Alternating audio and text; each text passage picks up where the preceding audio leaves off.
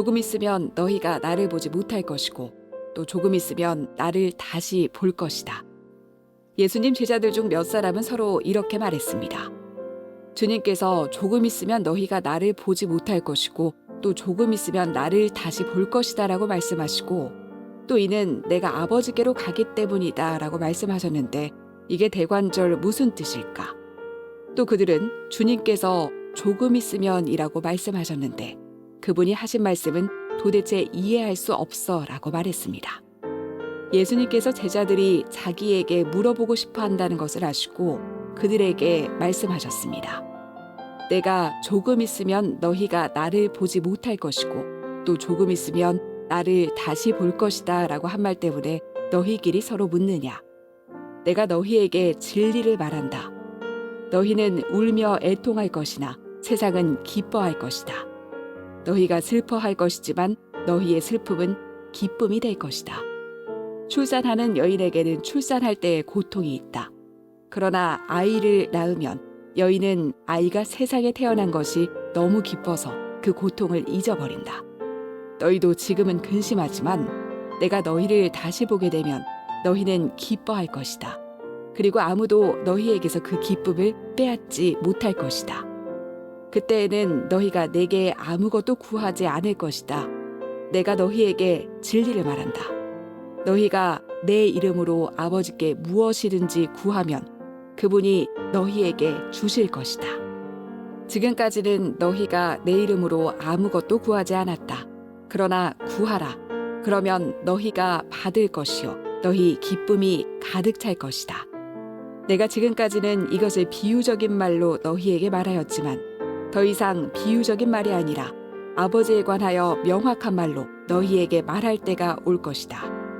그날에 너희가 내 이름으로 아버지께 구할 것이다. 내가 너희를 위하여 아버지께 구하겠다는 말이 아니다. 너희가 나를 사랑하고 내가 아버지께로부터 왔음을 믿었기 때문에 아버지께서 친히 너희를 사랑하신다. 내가 아버지를 떠나 세상에 왔으니 이제 세상을 떠나 다시 아버지께로 돌아간다. 그때 제자들이 말했습니다. 이제는 주님께서 우리에게 분명하게 말씀하시고 비유적인 말을 하나도 사용하지 않으십니다. 우리가 이제서야 주님께서 모든 것을 알고 계시다는 것을 깨달았습니다. 아무도 주님께 묻지 않을 것입니다. 이것으로써 우리는 주님께서 하나님께로부터 오신 분임을 믿습니다. 예수님께서 대답하셨습니다. 이제 너희가 믿느냐? 그러나 잘 들어라. 너희가 뿔뿔이 흩어질 때가 다가오고 있으며 이미 그때가 되었다. 너희는 저마다 자기 집으로 흩어지고 나를 혼자 버려둘 것이다. 그러나 나는 혼자가 아니다. 그것은 아버지께서 나와 함께 계시기 때문이다. 내가 이것을 너희에게 말한 것은 너희가 내 안에서 평안을 얻게 하려는 것이다. 이 세상에서는 너희가 고난을 당할 것이다. 그러나 담대하여라. 내가 세상을 이기었다. 자, 우리 가슴에 손을 얹고 믿음을 고백하고 하나님께서 오늘 저에게 주신 말씀 받을게요. 제가 먼저 고백하겠습니다. 하나님은 나를 사랑하십니다. 나는 그 사랑 안에 있습니다. 하나님은 오늘 나에게 말씀하실 것입니다. 그 말씀에 능력이 있습니다. 그 말씀에 생명이 있습니다. 나의 마음을 하나님께 열겠습니다. 나의 생각을 예수님께 집중하겠습니다. 들은 만큼 변합니다. 들은 만큼 행복해집니다. 예수님께서 제자들과 마지막 보내시는 시간, 이제 그 고별 설교의 결론 같은 부분이에요. 요한복음 13장부터 이제 대중하고 시간을 보내지 않으시고 예수님의 제자들과 프라이빗한 시간을 보내고 계시는데 그 고별 설교 가운데 예수님께서 전해주시는 마지막 메시지, 영광스러운 위로의 메시지로 마무리가 되고 있습니다. 오늘 아마 이 위로의 메시지가 필요한 분들이 좀 있을 것 같아요. 우리가 항상 위로가 필요한 건 아니죠. 때때로 우리가 하나님의 위로와 격려가 필요한 상황들과 환경들을 만나게 되는데 제자들에게 주셨던 이 위로의 말씀이 우리를 위로하는 복된 주일이 되기를 바랍니다. 흔들리는 제자들의 마음을 이 말씀으로 굳건하게 해주셨던 것처럼 흔들리는 우리의 마음도 오늘 하나님께서 주시는 말씀이 굳건하게 붙들어줄 수 있는 복된 주일이 되기를 바랍니다. 예수님께서는 세 가지 말씀을 통해서 제자들을 위로하셨는데, 처음은 빼앗기지 않는 기쁨이 있다라고 하는 약속을 통해서 위로하시고, 두 번째는 하나님으로부터 오는 사랑이 있다라고 하는 것을 확증시켜 주심으로 위로하시고, 세 번째는 세상을 이기는 믿음을 너희에게 주겠다라고 하는 선언으로 제자들을 위로하셨습니다. 한 가지씩 묵상해 보면서 은혜를 나누도록 하겠습니다. 자, 제자들에게 조금 있으면 너희가 나를 보지 못하게 될 것이다 말씀하셨는데 못 알아들었어요? 조금 있으면 다시 나를 보게 될 것이다, 이 말씀도 못 알아들었어요. 그러니까 이게 뭔 말이야? 그러면 서로 물어보기 시작하는 거예요. 예수님께서 조금 있으면 너희가 나를 보지 못하게 될 것이다 라고 하는 말씀은 예수께서 십자가에서 죽으실 것이다 라고 하는 말씀이었고, 곧 너희는 다시 나를 보게 될 것이다 라고 하는 말씀은 죽은 다음에 예수님께서 다시 살아나실 것이다 라고 예언하시는 말씀이셨어요. 그리고 예수님께서 십자가를 지시게 될 때 제자들은 그 예수님의 죽음을 보면서 큰 슬픔과 고통을 느끼게 될 터인데, 그 슬픔과 고통이 그냥 슬픔으로 고통으로 끝나지 않고 하나님께서 그 슬픔을 기쁨으로 바꿔줄 것이다 라고 말씀을 해주셨어요.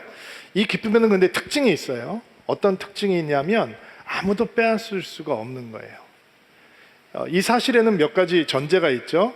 빼앗으려는 자가 있는데 뺏기지 않는 기쁨을 하나님께서 주신다라고 약속을 하는 거예요. 22절 말씀 한번 볼게요. 읽어주세요. 시작.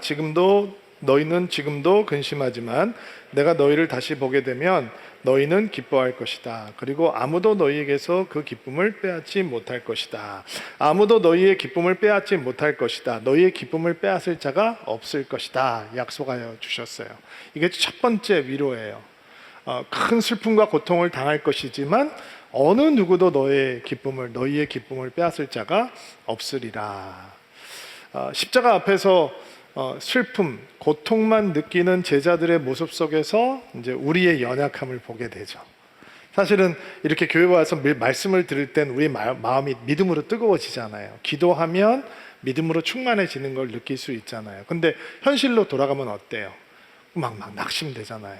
화도 나고 실망도 되고 한숨도 나오고, 그러면 또 눈 감고 기도해요?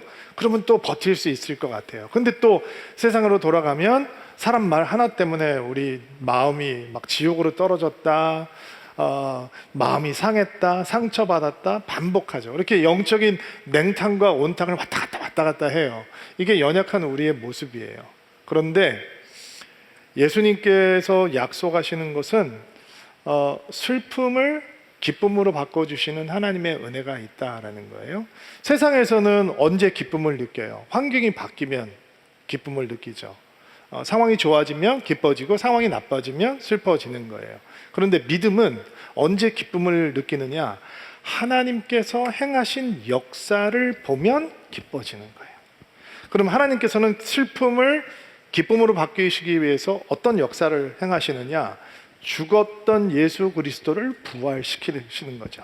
그러니까 예수님께서 지금 말씀하고 있는 그 빼앗기지 않는 기쁨, 아무도 빼앗아갈 수 없는 기쁨은 아버지 하나님으로부터 오는 기쁨이고, 예수 안에만 있는 기쁨이고, 예수께서 죽은 자 가운데서 살아나셨기 때문에 가능한 기쁨이고, 예수로부터 오는 기쁨인 거예요. 내가 스스로 만들어내는 기쁨이면 빼앗길 수밖에 없어요. 상황이 달라지니까, 환경이 바뀌니까, 내 감정이 널뛰기를 하니까 그것을 잃어버릴 수밖에 없지만, 하나님께로부터 오는 예수 안에 있는 예수의 부활로부터 시작되는 기쁨이라면 그것은 빼앗기지 않는 기쁨이 될 수 있는 거예요.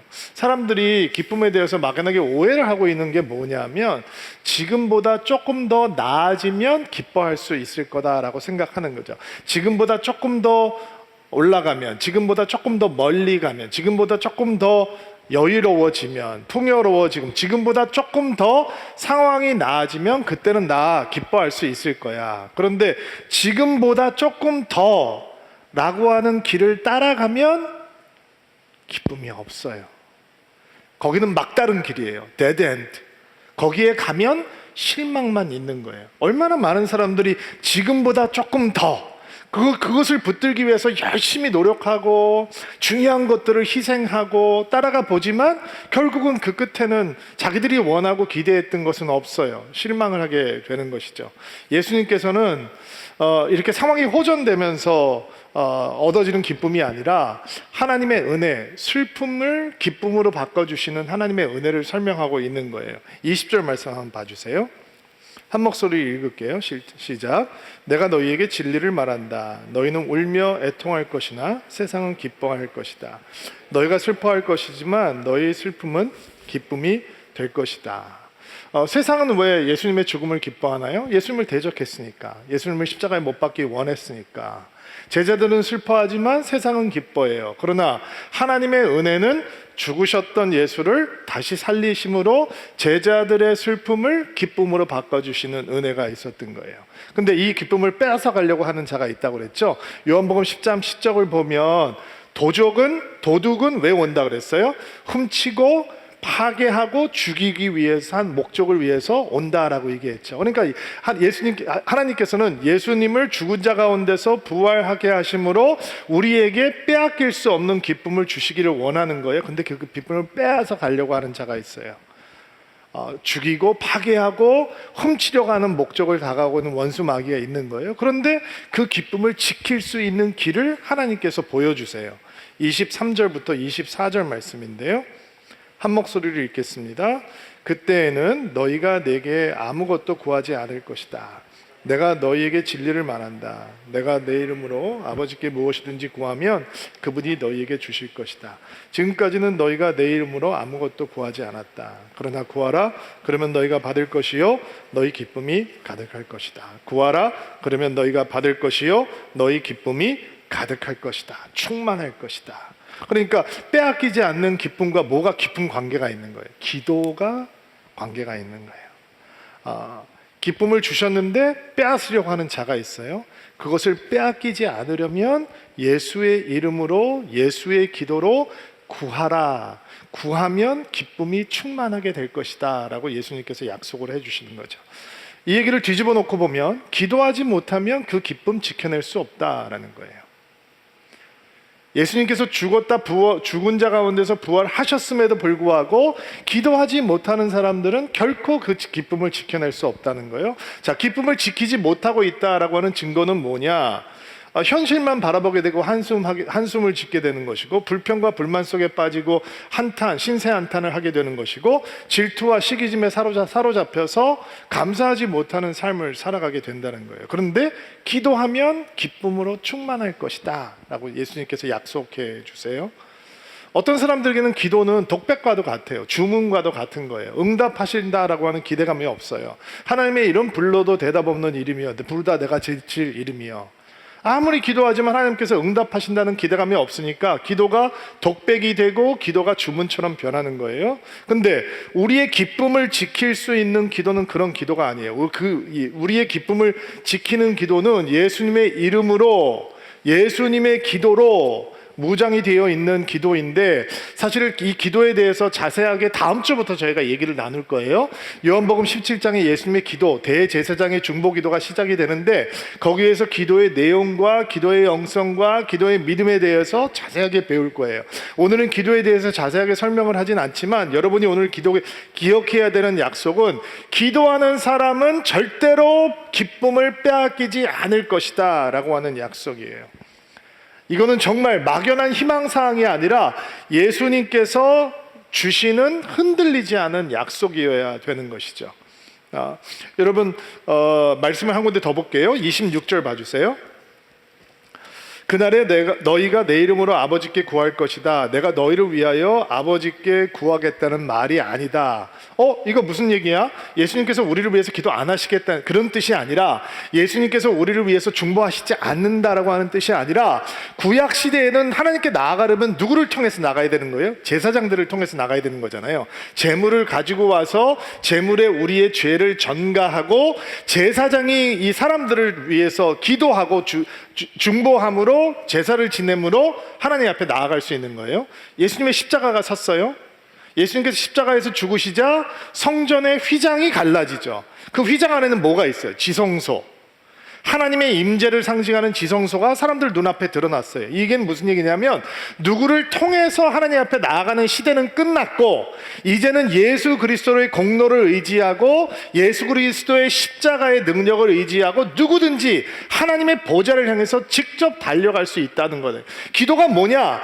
예수님의 십자가를 의지하고 예수님의 십자가 공로를 의지하고 주의 이름을 부르고 주의 기도를 붙들고 하나님을 향해서 직접 달려가는 게 기도라는 거예요. 우리는 이거에 감격하지 않아요. 왜냐면 처음부터 기도는 우리에게 그런 것이었으니까. 하지만 제가 이렇게 한번 질문해 볼게요.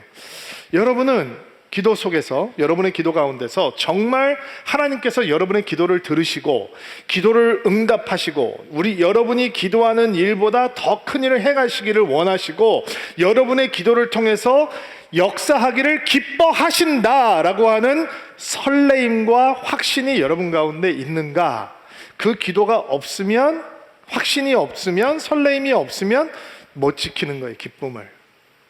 그러나 하나님께서는 우리의 기도를 듣기를 원하시고 우리의 기도를 통해서 역사하기 원하시며 내가 구하는 것보다 더 큰 것을 행하시기를 기뻐하시고 우리의 기도를 통해서 역사하시기를 원하신다. 그래서 기도는 나에게 뜨거움이며 설레이며 기대감이다. 그러면 그 기도를 통해서 하나님께서 우리의 기쁨을 지켜주시는 거예요.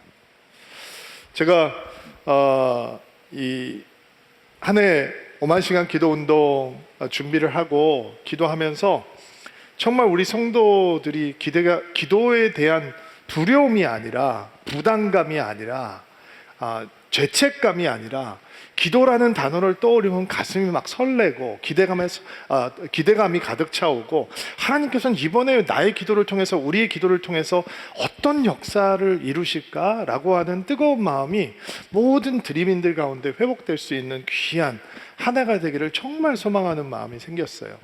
여러분, 기도 속에서 슬픔은 한시적입니다. 우리 믿음의 사람들에게도 슬픔과 고통은 분명히 우리의 삶 속에 존재합니다. 눈물이 흐르는 게 멈추지 않고 우리의 어깨를 찍어 누르는 무거운 짐을 느낄 때도 우리는 분명히 만납니다. 근데 기도 속에서 그런 무거운 짐은 한시적입니다. 일시적이란 말이에요. 기도 속에서 슬픔과 고통의 날카로운 날은 무뎌지게 되어 있습니다.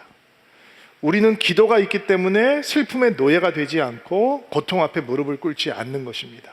기도 속에서 우리는 하나님의 위로를 경험하고 빼앗기지 않는 기쁨을 붙들 수 있게 되는 겁니다. 여러분, 기도가 여러분들에게 그런 선물이 되는 한 해가 될 수 있도록 주의 이름으로 축복합니다. 자, 무엇을 약속하신다? 빼앗기지 않는 기쁨을 약속하신다. 빼앗기지 않는 기쁨을 위해서 어디로 들어가야 된다? 예수님의 기도 안으로 들어가야 되는 거예요. 자, 두 번째, 묵상해 보려고 하는 예수님께서 주시는 위로는 하나님께로부터 오는 사랑에 대한 것입니다. 27절 말씀 같이 한번 읽어볼게요.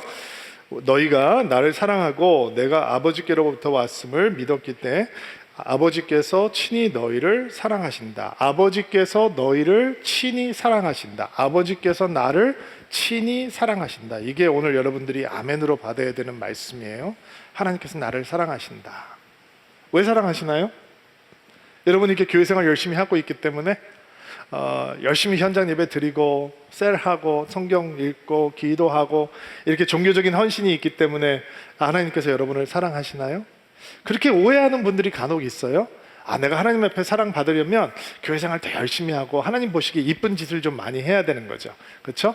그래서 남들보다 조금 더 헌신하고 남들보다 또 열정 있게 열심히 있게 해야 된다고 믿는 사람들이 있어요. 아니요, 시작이 잘못되었어요.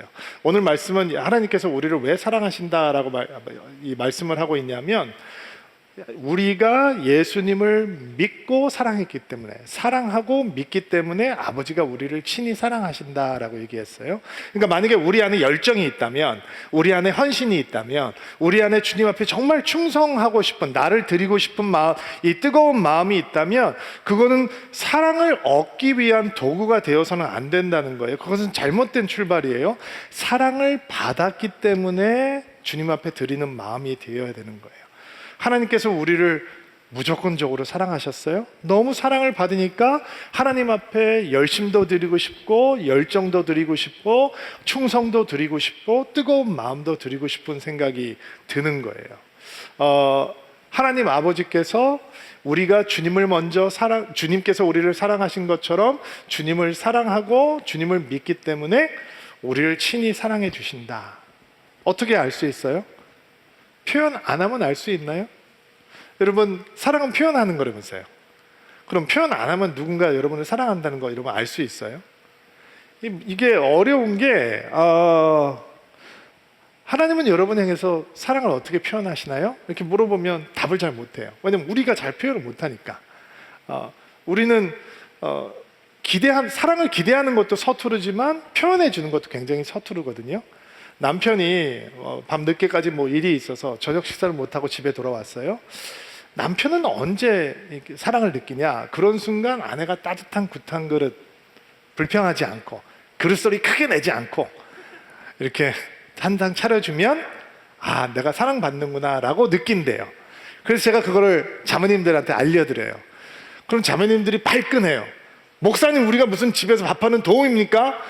그렇게 늦은 시간에 집에 오면 밥이라도 먹고 들어오는 센스 정도는 있어야 지금 결혼 생활 몇 년 차인데 막 이러면서 발끈해요. 또 자매님들은, 아내들은 자기가 하는 이야기를 그게 뭐 재미있든 재미없든 뭐 중요하든 중요하지 않든 상관하지 않고 그냥 눈을 마주쳐주고 얘기를 들어주는 남편을 볼 때 내가 참 이 사람에게 사랑을 받는구나 라고 느낀다고 해요. 그래서 제가 이런 일을 형제들한테 이제 얘기를 해요. 그럼 형제들은 뭐라 그러냐? 목사님, 핸드폰 보면서도 다 들려요. 텔레비 보면서 아내에게 다 들린다고요. 꼭 뭐 맨날 쳐다보는 얼굴인데 얼굴을 뭐 꼭 쳐다보고 들어야 되나요? 그냥 결론만 얘기하면 될 걸, 중요하지도 않은 얘기. 그러니까 마음은 그게 아닌데 너무너무 서투른 거죠. 엄마가 아이가 잘 되는 마음이에요. 그래서 아이들이 좀 잘 자랐으면 좋겠다는 간절한 마음으로 기도하죠. 대부분의 어머니들이. 근데 와보니까 엄마가 하라고 그런 걸 안 했어요. 그러니까 엄마가 이제 얘기를 하기 시작하는 거예요. 야, 너 엄마가 뭐라 그랬어?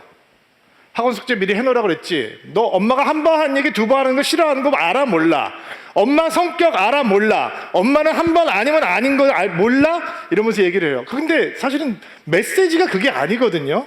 나는 네가 정말 너무 잘 됐으면 좋겠어. 하나님께서 너를 우리 가정으로 보냈기 때문에 엄마가 너를 정말 잘 양육해서 네가 잘 되면 좋겠어가 메시지거든요. 근데 집에서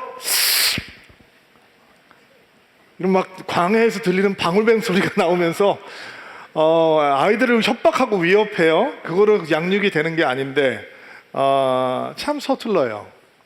부부가 서로 사랑을 표현하는 것도, 자녀에게 사랑을 표현하는 마음도, 친구 간의 사랑을 성도들끼리 나누는 마음도 참 우리는 많이 서툴러요. 그래서 우리는 이런 말을 좋아해요. 목사님, 그거 뭐 꼭 표현해야지 압니까?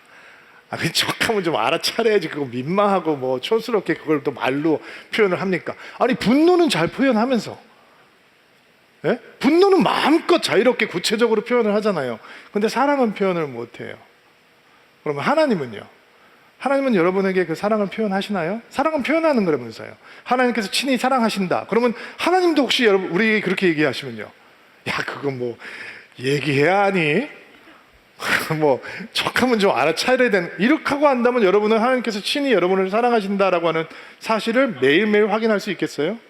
하나님께서 우리를 친히 사랑하신다라고 하는 궁극적인 표현은 어디 있어요? 십자가죠. 예수 그리스도의 십자가. 그거를 보면 하나님께서 얼마나 우리를 사랑하시는지 알 수 있어요. 또 있어요.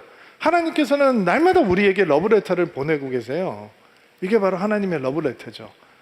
하나님이 우리를 향해서 상사병이 걸리셔서 우리를 향해서 끊임없이 사랑의 고백을 하는 게 이 말씀에 있어요. 한 군데만 찾아볼까요? 제가 뭐 구체적인 예로, 여러분이 너무 잘 알고 있는 말씀인데 이사야서 43장 1절 2절 말씀 한번 같이 봐볼게요. 하나님께서 구체적으로 어떻게 우리를 향해서 사랑을 표현하시는지 한 목소리 한번 읽어봅시다. 시작. 이제 여호와께서 이렇게 말씀하셨다. 야곱 백성아, 내가 너희를 창조하였다. 이스라엘 백성아, 내가 너희를 만들었다. 내가 너희를 구원하였으니 두려워하지 마라. 내가 너희 이름을 불렀으니 이제 너희는 내 것이다. 너희가 물 가운데를 지날 때에 내가 너희와 함께 하겠다. 너희가 강을 건널 때에 물이 너희를 덮치지 못할 것이며 불 사이로 지날 때에도 타지 않을 것이요 불꽃이 너희를 새치지 못할 것이다. 자, 이 말씀에서 하나님께서 어떻게 우리에게 사랑을 고백하시고 표현하시는지 볼 수 있어요. 야곱 백성아, 이스라엘 백성아, 내가 너희 이름을 불렀다, 이렇게 얘기하시죠. 이게 뭐예요? 관심이죠. 관심은 세심한 거예요. 디테일이 있어야 관심이죠. 관심은 대강대강 가지 않아요. 하나님께서 세심하게 관심을 가지고 계시다라는 거예요. 성경은 그 하나님의 세심한 관심을 이렇게 표현해요. 너희 머리카락까지 샘 바가 되었다라고. 어떤 사람은 좀 빨리 세실 것 같아요. 어떤 사람은 좀 오래 걸릴 것 같아요. 그런데 하나님께서 그런 관심을 우리를 향해서 가지고 계시다는 거예요. 여러분, 여기 그 무대에 아이들이 서가지고 특별 순서를 할 때가 가끔 있잖아요. 교회 학교에서. 그러면 요 앞자리 구도가 바뀌어요. 지금 요 분들이 주로 앞에 앉아 계시거든요. 근데 그날이 되면 여러분 조금 늦게 오면 갑자기 내 자리에 딴 사람이 앉아 있어. 평소 때는 분명히 비어 있어야 되는 자리인데 갑자기 모르는 사람이 내 자리에 앉아 있고 당당해. 그리고 할머니 할아버지까지 동원이에요. 그리고 핸드폰 꺼내서 촬영하기 시작해요. 제가 이렇게 과학했을 때 이 구도가 바뀔 때는 오늘 뭐 특별 순서가 있는 모양이구나 이렇게 알아요. 그러면 핸드폰을 어디다 갖다 대요? 남의 집 애들 갖다 대요? 아니에요. 100명이 서 있어도 엄마 아빠는 누구만 보여요? 내에게만 보이는 거예요. 이거 관심이죠. 걔만 보이는 거예요. 그리고 운 좋게 내 아이가 이렇게 가운데 서 있으면 그래도 너무 민망하지 않게 이렇게 찍을 수 있는데 구석에 서 있다? 그러면 행사는 여기서 진행되고 있는데 몸은 저쪽으로 가 있는 거예요. 그게 관심이죠. 여러분, 하나님께서 우리에게 얼마나 관심이 많으시냐면 옆에 살짝 보세요. 똑같이 생긴 사람이 단 한 명도 없어요. 다 유니크해. 하나님께서 다 다르게 만드셨어요. 성격도 달라. 성질도 달라. 아름다움도 다 달라. 그러니까 하나님께서 우리를 향해서 얼마나 세심한 관심을 가지고 우리를 지으셨는지. 여러분의 주일에만 관심이 있으신 거 아니에요? 월요일부터 토요일도 관심 많으세요. 여러분이 깨있을 때만 관심이 있는 게 아니에요. 여러분을 지키시는 하나님은 졸지도 않으세요. 애를 키워보니까요, 애를 향한 사랑이 가장 넘쳐날 때가 언제인지 아세요? 자는 모습 볼 때예요. 막 어떻게 할 줄 모르, 막 가슴이 터질 것 같아. 막 여기 만졌다 저기 만졌다. 아무리 만져도 막 충분하지 않아요. 너무너무 사랑스러운 거예요. 하나님께서 여러분 잘 때 그런 모습으로 여러분을 쳐다보세요. 그게 관심이고 사랑이니까. 하나님께서는 여러분 삶 속에 간섭하기 원하세요? 왜? 관심이니까. 이게 하나님의 사랑 표현 방법이에요. 또 뭐라고 말씀하셨죠? 너는 내 것이다 라고 말씀하셨어요. 기분 나쁘세요? 물건이라고 그러는 것 같아서? 이게 무슨 얘기예요? 너는 내 것이다 라고 하는 게 도장 꽉 찍었다는 거예요. 하나님의 지문이 우리 안에 찍혔다는 거예요. 너는 내 것이다 라고 하는 말씀 속에는 내가 너를 위해서 못할 것이 없다 이런 뜻이에요. 내가 너를 나의 아들, 나의 딸 만들기 위해서 나는 나의 외 독생자를 십자가로 보낸다. 그래서 너는 나의 딸이 되었어. 나의 아들이 되었어. 나는 너의 아버지가 되었어. 내가 너희를 위해서 못할 것은 없는 거야. 하나님께서 우리에게 말씀하고 계시는 거예요. 제가 저희 늦둥이 딸하고 여름에 잠을 자는데 아이가 어렸을 때 그 모기 알러지가 있어가지고 물리면 막 통통 부어요. 근데 같이 밤에 잠을 자는데 모기 소리가 들리는 거예요. 제가 깼어요. 그래서 모기를 잡으려고 막 하는데 이게 뭐 모기 한 마리 있는 거 잡는 거 어렵잖아요. 막 모기채를 2개나 들고 막 이러고 하는데 안 잡히는 거예요. 그런데 계속 밤새도록 모기가 맹맹 도는 거예요. 아이 걱정이 돼가지고 내가 아빠가 할 수 있는 유일한 행동을 했죠. 그 행동은 우통을 벗는 거였어요. 나를 뜯어먹어라 그러면서. 제가 오늘 그 설교를 2부 때 했더니 설교를 들으셨던 권사님 한 분이 하나님이 그런 하나님이시죠.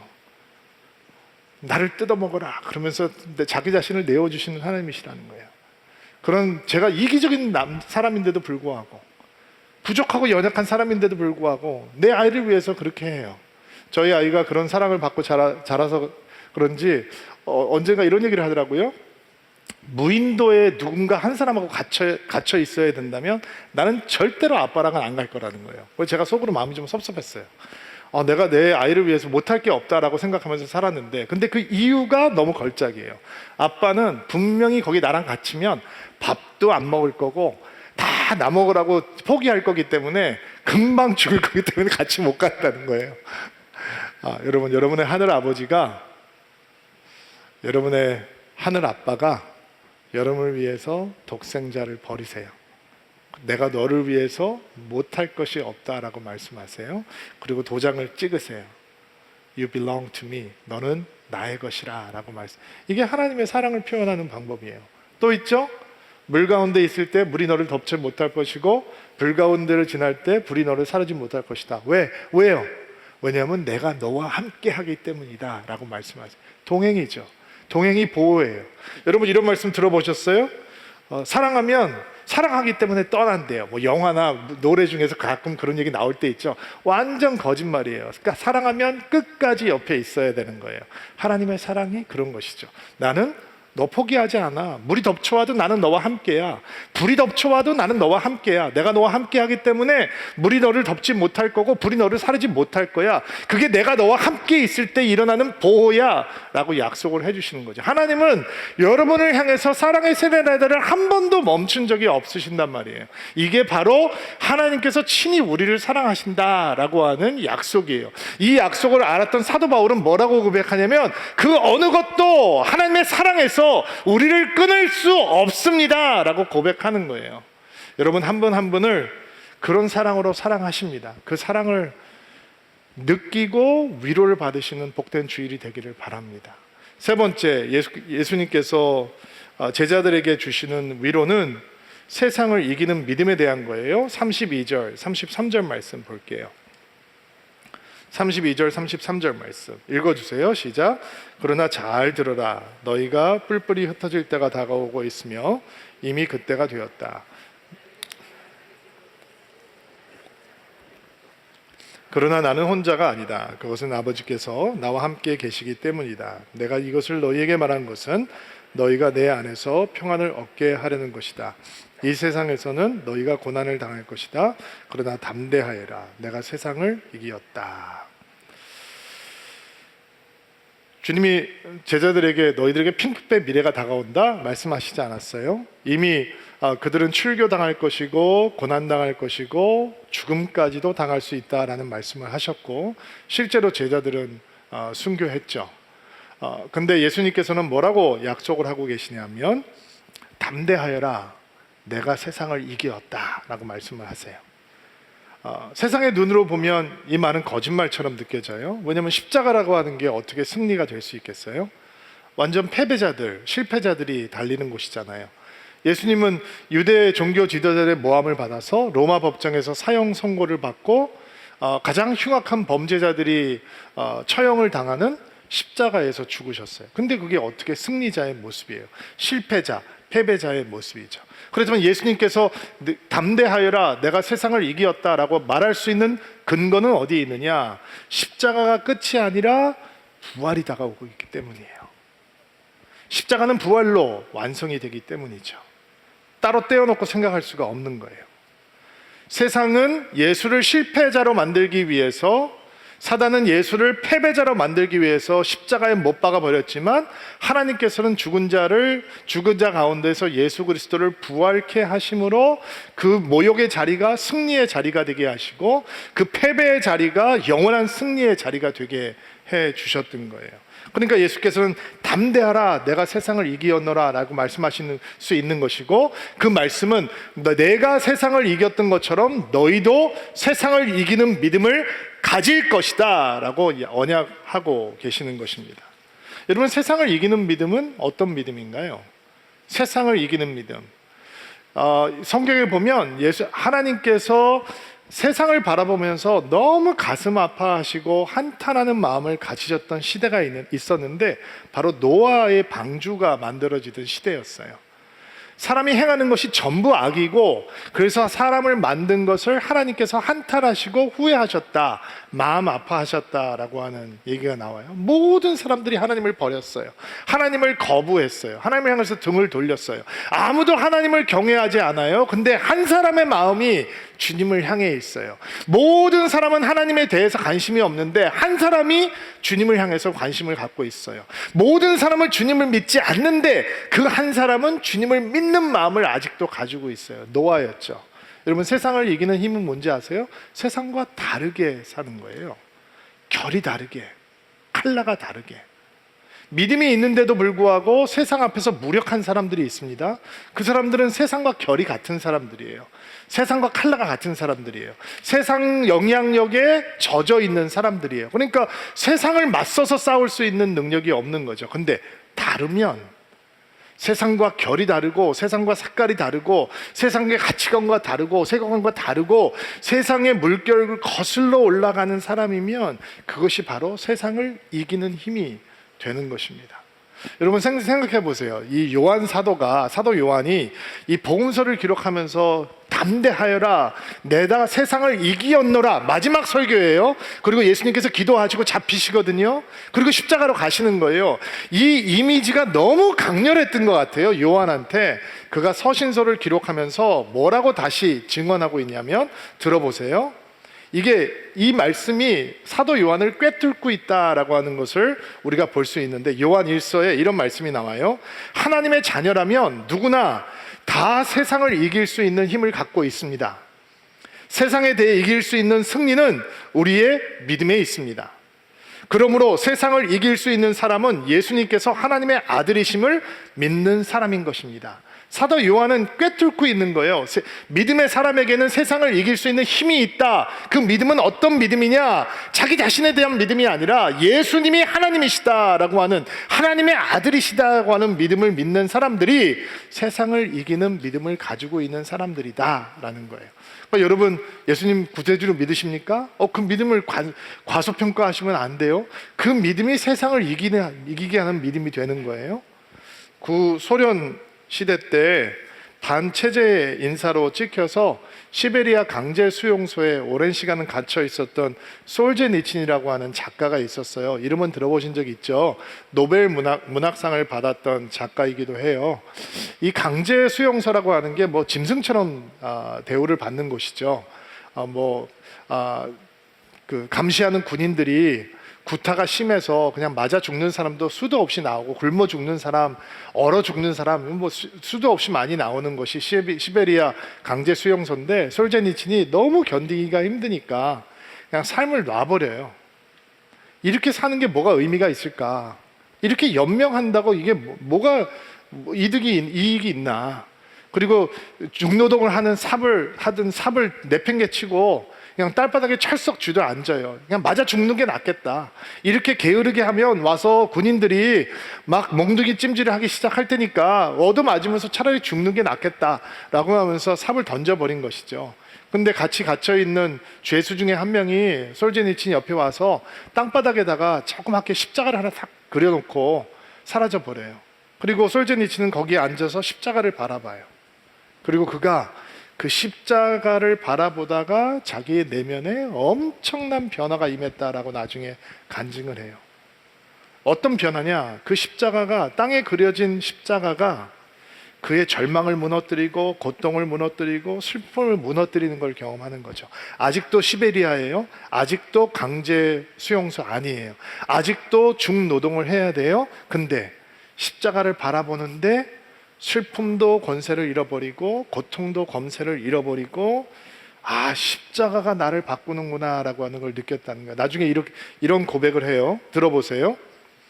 나는 그때 그 십자가를 보았을 때 소련의 공산당보다 더 큰 힘이 존재한다는 사실과 모든 인류의 희망은 이 작은 십자가로 상징될 수 있음을 깨달았습니다. 그리고 십자가의 힘으로 모든 것이 가능하다는 것을 알게 되었습니다. 그리고 삽을 들고 다시 일어나요. 똑같은 중노동을 합니다. 똑같은 추위를 견딥니다. 똑같은 배고픔을 견딥니다. 근데 그는 달라지는 거예요. 슬픔이 그를 무너뜨릴 수가 없는 거예요. 고통이 그를 무너뜨릴 수가 없는 거예요. 뭐를 붙들고 있으니까? 십자가. 그리고 부활을 붙들고 있으니까. 예수님께서는 너희는 이 세상에서 환난을 당할 것이다 라고 말씀을 하셨어요. 십자가가 부활이 없다면 세상 앞에 우리는 무력해요. 슬픔과 고통 앞에 우리는 무력해요. 근데 십자가 부활이 있기 때문에 우리는 세상 앞에서 담대할 수 있는 것이고, 아멘이죠. 슬픔과 고통 속에 떨어져도 우리는 무너지지 않는 것이고, 우리는 십자가와 부활이 있기 때문에 가장 어두운 순간 가장 밝은 희망과 소망을 얘기할 수 있는 거예요. 제가 신년 축복 기도를 하면서 성도들의 삶의 이야기를 접하면서 참 힘들고 어려운 시간을 지나고 있는 성도들의 이야기를 들었어요. 마음이 너무 아프더라고요. 저 슬픔의 무게, 고통의 무게를 좀 덜어주고 싶은데 어떻게 하면 좋을까? 정말 목회자로서 기도밖에 할 수 있는 것이 없구나 라는 사실이 너무너무 안타까웠어요. 근데 그 어려운 상황 가운데 떨어져 있는 성도들을 향해서 저는 계속 희망을 얘기했어요. 소망을 얘기했어요. 내일을 얘기했어요. 은혜를 얘기했어요. 어떻게 그게 가능한 거예요? 십자가와 부활. 환경을 보지 않고 십자가를 바라보고 부활을 붙들면 우리는 가장 어두운 순간 우리를 승리케 하시는, 믿음을 주시는 하나님을 붙들 수 있는 것이죠. 여러분은 어떤 위로가 오늘 필요하신가요? 여러분 기쁨을 잃어버리셨어요? 환경이 좋지 않아서, 상황이 어려워서 여러분 기쁨을 빼앗기셨나요? 그 기쁨, 하나님께서 예수님을 죽은 자 가운데서 일으키셨기 때문에 우리에게 임해왔던 기쁨인데 여러분 잃어버렸습니까? 그러면 빼앗기지 않도록 기도 안으로 들어가시면 돼요. 기도하면 다시 기쁨이 충만해질 것이다 라고 예수님께서 약속하셨잖아요. 여러분을 친히 사랑하시는 하나님의 사랑의 위로가 필요합니까? 여러분의 환경이, 여러분의 상황이 나는 사랑받고 있다라고 하는 것을 못 느끼게 합니까? 그러면 하나님의 사랑의 러브레터로 돌아가셔야 돼요. 그리고 하나님의 음성을 듣기 시작하셔야 돼요. 내가 너를 위해서 못할 게 없어. 눈을 들어 산을 바라봐. 너를 돕는 자는 여호와 하나님인 것을 알게 될 거야. 끊임없는 사랑의 메시지가 임해오게 될 거예요. 여러분, 세상에 맞서 싸우다 지쳐있는 분들이 있습니까? 그래서 세상과 타협하고 세상 앞에 굴복하는 것이 마음이 아픈 성도들이 있습니까? 오늘 세상을 이기는 믿음을 주시는 예수님의 위로가 여러분에게 큰 힘이 되기를 바랍니다. 십자가를 붙들고 있고 부활을 붙들고 있으면 세상을 이기는 믿음의 힘이 생기는 것입니다. 예수를 구세주로 믿고 있으면 그 믿음으로 세상을 이기는 것입니다. 세상을 따라 살지 않고 세상과 다르게 살아가기 시작하면 그 믿음을 통해서 우리는 세상을 이기는 믿음의 성도들이 되는 것입니다. 이런 위로가, 이런 격려가, 축복이 여러분의 삶을 가득 채우는 한 주가 되기를 주의 이름으로 축복합니다. 가슴에 손을 얹고 안수하시고요, 여러분을 위해서 축복하고 기도하겠습니다. 하나님, 오늘 함께 예배드리고 주 앞에 서 있는 성도들 가운데 주님의 특별한 위로가 필요한 사람들이 있을 것입니다. 어떤 분들은 기쁨을 빼앗겨버린 분들도 있을 것이고, 어떤 분들은 주님께서 우리를 친히 사랑하시는 고백을 잊은 성도들도 있을 것이고, 어떤 사람들은 세상을 맞서 싸우기는커녕 바닥에 주저앉아 낙심하고 좌절하고 있는 성도들도 있을 수 있습니다.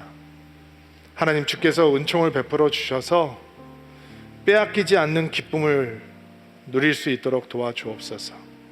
그 기쁨을 지킬 수 있는 길, 기도 안으로 들어갈 수 있도록 도와주시고, 기도하는 입술 가운데 하나님께서 그의 영혼들에게 기쁨으로 충만한 은혜를 베풀어 주옵소서. 하나님, 말씀을 열 때마다 하나님께서 우리를 얼마나 사랑하시는지 그 고백을 들을 수 있도록 도와주시고, 십자가를 바라보면서 하나님께서 우리를 얼마나 세심하게 사랑하시는지 확인할 수 있는 은총을 베풀어 주옵소서. 세상을 이기는 믿음을 갖기를 원합니다. 세상과 다르게 살기를 원합니다. 예수님은 우리의 하나님이심을 선포하는 믿음을 갖기를 원합니다. 십자가와 부활을 붙들고 세상에 맞서 승리하는 믿음을 갖기를 소망합니다. 하나님, 그런 믿음을 우리에게 허락하여 주옵소서. 사랑하는 드림인들이 이 말씀 붙들고 한 주 동안 주님과 동행하는 은혜가 있게 하옵소서. 예수님의 이름으로 기도하옵나이다. 아멘.